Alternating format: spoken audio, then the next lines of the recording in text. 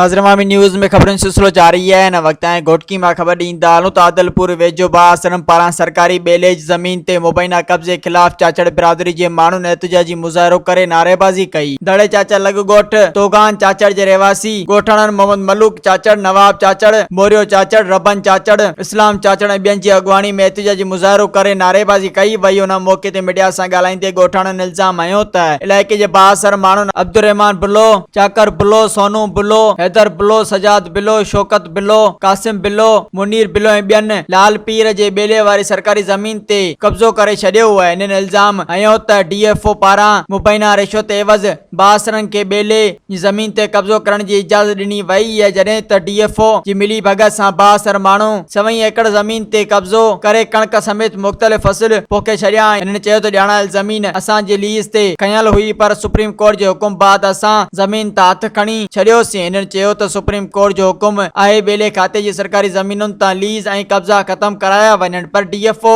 जे चवण ते बिला बिरादरी सां तालुक़ रखंदड़ माण्हुनि ॿेले जी ज़मीन ते मुबैना कब्ज़ो करे फसल पोखे छॾिया आहिनि, जेका नाइंसाफ़ी आहे। ॻोठाणनि आला इख्तियारियुनि supreme court, session court Ghotki, high court Sukkur, IG Sindh, DIG Sukkur ऐं SSP घोटकी खां मुतालबो कयो त फौरी तौर ॿेले जी सरकारी ज़मीन तां कब्ज़ो ख़त्म कराए मुलविस जवाबदारनि खिलाफ़ कार्रवाई करे इंसाफ़ फराहम कयो वञे। मज़ीद खबरों और तफसीलात के लिए विजिट करें हमारी वेबसाइट www.awamiNewsHD.com।